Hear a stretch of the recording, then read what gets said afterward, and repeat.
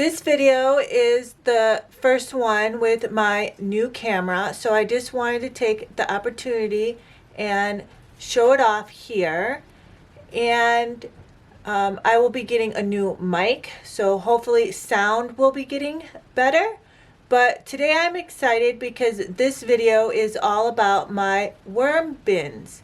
Now I am very proud of them. It's taken me a long time to kind of figure them out, and it's another way for me to make sure that less food scraps make it into the landfill. So besides my food scraps, I also get food scraps from share waste people that come and drop it off. So let's get to the video. Today I wanted to talk to you about my worm systems here. I have two worm factories, and then I have this 2 terracotta setup here that I've been working for a while, and I hope to do a video soon about them.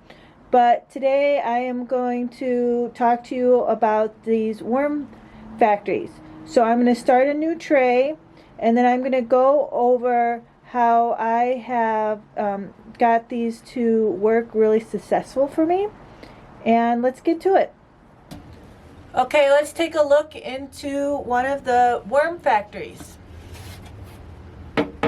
So the first thing I'm going to do is put some gloves on.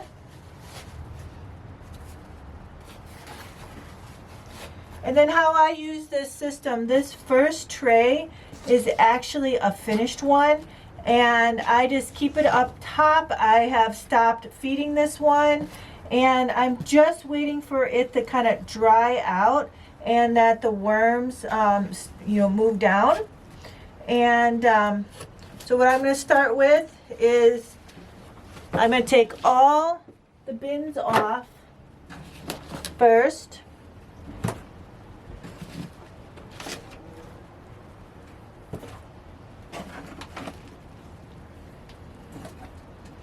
And I'm going to start with the bottom one.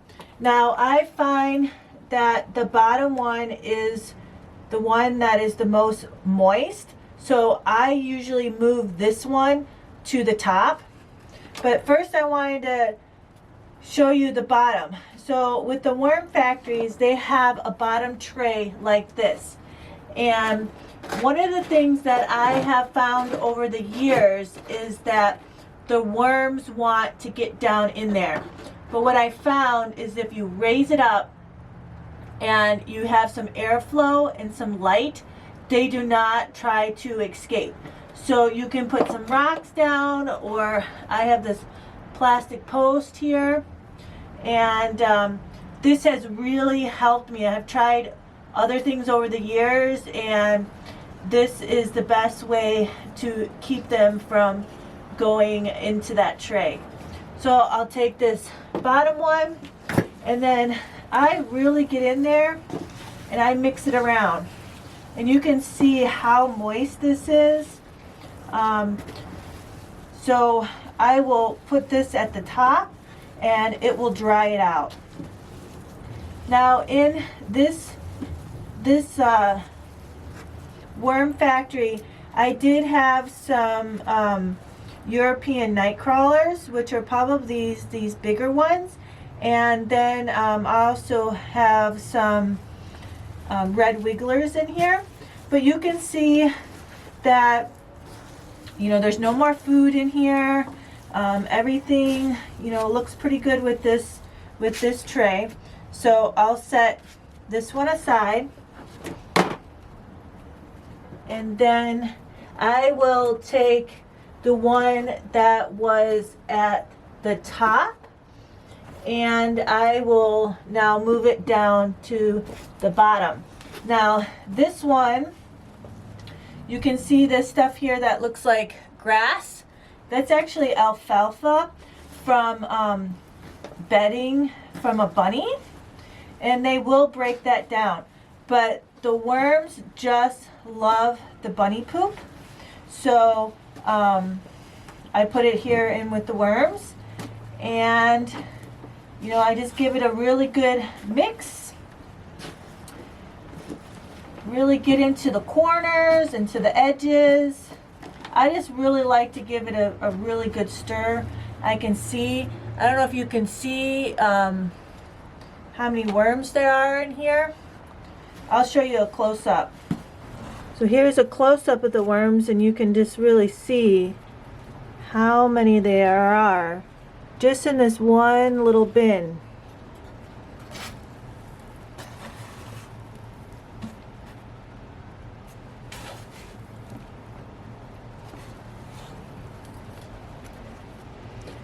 And that's one of the things I've learned by the techniques that I'm going to show you today.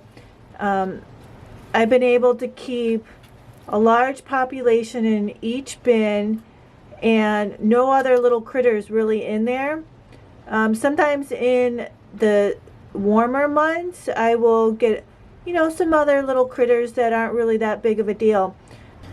So this was the top bin, is now the lower bin, and I'm going to take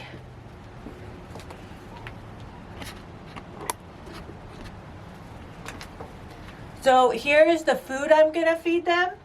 Now what I do is I food process everything and then put it into the freezer, or less it's food for myself from our household, and I know it's like soft skin things.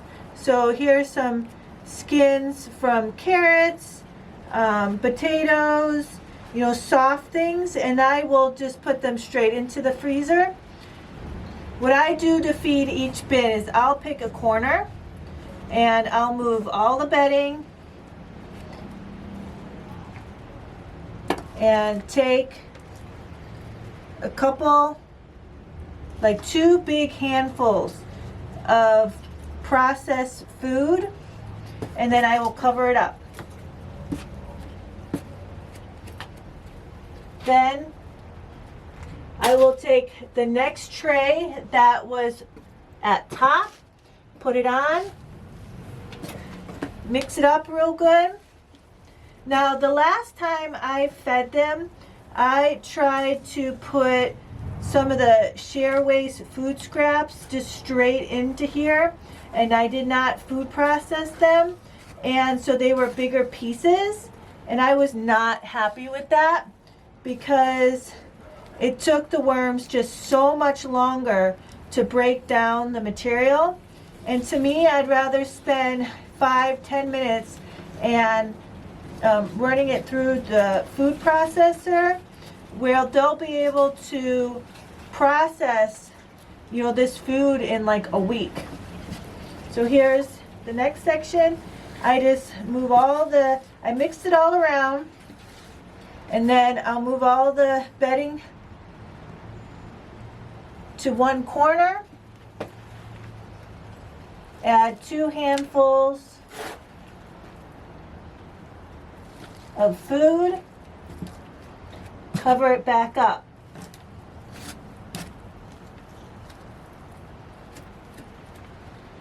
The other thing I do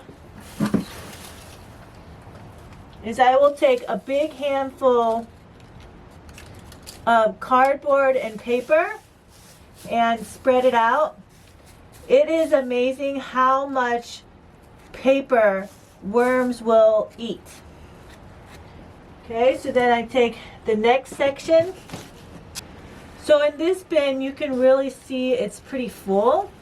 And what I will probably do is this will be the next bin that I will put up top to finish up.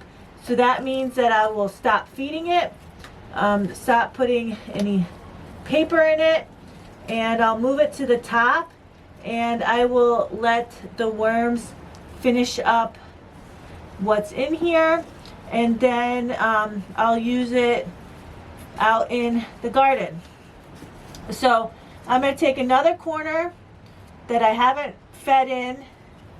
So the first one I did in one section, and then the second one I did crossover, and then this corner I'll go over.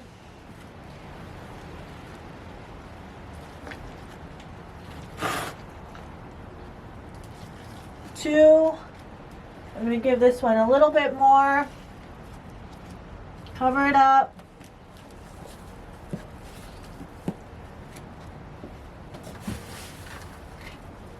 A good handful of paper. Okay, so this was the bottom one. And this one I'm actually going to put the bedding from the rabbit. So this is what it looks like. It has some bedding and bunny poop in it. And I'm going to put about an inch layer all in here. And I moistened it because when it comes to me it's pretty dry. And if I don't moisten it, it will stay pretty dry. And then that is it. I don't put any paper in there because the bedding is like recycled newspaper. And then this was the top bin that I'm trying to finish out. So I will not feed this one. I'll get it a good mix.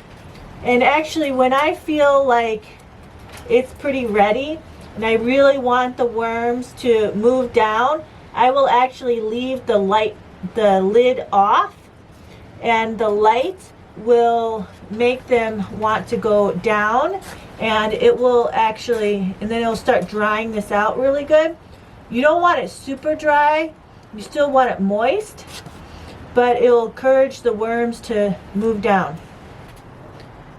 So this is my second worm factory, and I've taken the trays out, and then I just want to show you the bottom here where I usually check it, make sure the rocks are where they need to be, that nothing's clogged or anything. So the worm factory does have this spout here, and one of the misconceptions is that the liquid that you get off of your worm bin is like worm tea, and it's actually not, and it's actually toxic, so you shouldn't put it like on your plants. Usually I will keep this spigot open, and I have just this container that I put underneath it to collect any liquid that comes off of it, and I kind of just put it to the side. So again, I make sure the rocks are there to keep the airflow, which I have to say it took me years to figure out how to get the worms from not going into this bottom tray, and this has worked so well. So again, what I'll do is I took all the trays off, and I'm going to start with the top tray. And you can see again, this was one that I put the bunny bedding in, and I just get in there, mix it all around. Now in this worm factory, I really just have red wigglers, and they are the worms that is traditionally used for composting. And from what I've learned, they are the easiest to keep, and you can order them online, or you can ask in your city if anybody has them locally. You really just need to like one good handful to get a bin started, or if you order them online, 1 pound for a worm bin. So again, I get in there, mix it around, and then I'm going to pick a corner, move all the bedding, and then 2 or maybe even 3 handfuls of food, and then I cover it. It really helps that I food process it, freeze it, and then cover it up. And then I will do a big handful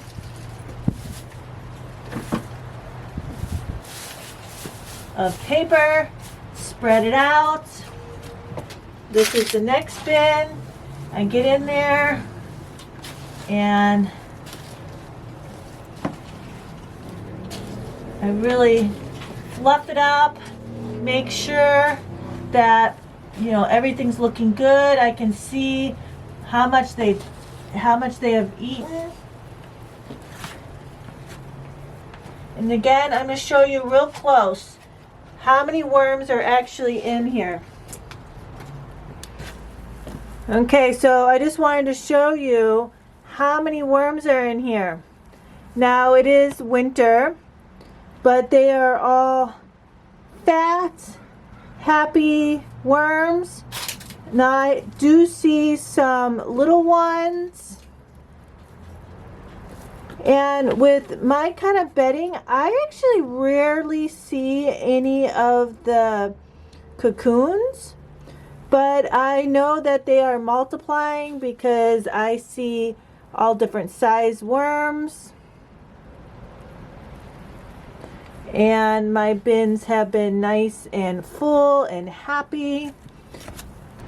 If you can see this right here, that is actually a worm cocoon. And then here you can see a little baby one and an adult one. Right here is a just born red wiggler, and I can tell it's a red wiggler because of its color. Sometimes you get little white worms in bins, and them are not the red wigglers. But this little one right here, he is a brand new little worm. Okay, with this bin, I'm actually going to start a new one.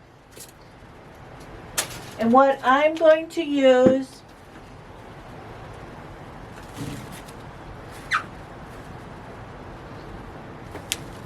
is I have a mixture of wood shavings, cocoa peat, cardboard, and paper. Now this is another thing that it took me a long time to work out. And what was happening is I was not giving the worms enough bedding. It is super important. And you really need some kind of wood shavings. So cocoa peat as a base, so that would be the majority of it, or some wood fibers. This is coming from wood pellets that you would burn in a fireplace, and you just have to make sure that they don't have any chemicals in it. And then paper, you can use leaves, but the important thing is it's a good amount. I mean, I put 2.5 inches of bedding here, and you want to make sure it's moist. So it's like a wring out sponge where it's moist, but there's no water really coming out. Even if I give it a really good squeeze, there's no water coming out, but it's completely saturated. Now I will feed this section to encourage the worms to come in here.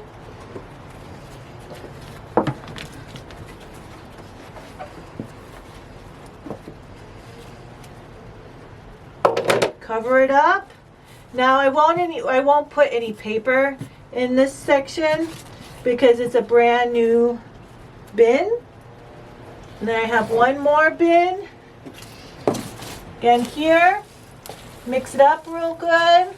Now this was the bottom bin, and it's definitely kind of moist, and by moving it to the top, it will dry out in 1 week.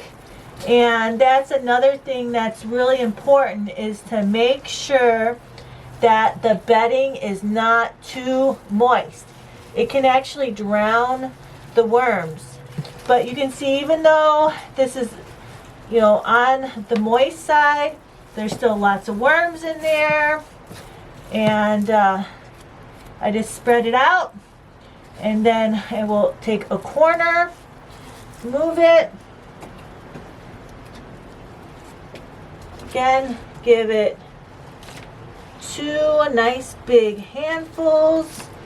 And this is actually the material that I got from the share waste, and I put it through a food processor. Put it in the corner, cover it up. Nice, good layer of paper.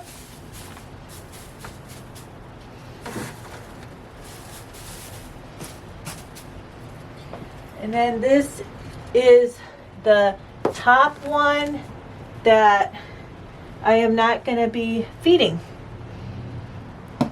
And that's it. I hope you liked that video, and I plan to have a new video out once a week about how the worms are doing. And if you like this video, make sure you give it a thumbs up, and if you have any questions or comments, put them below. And thank you.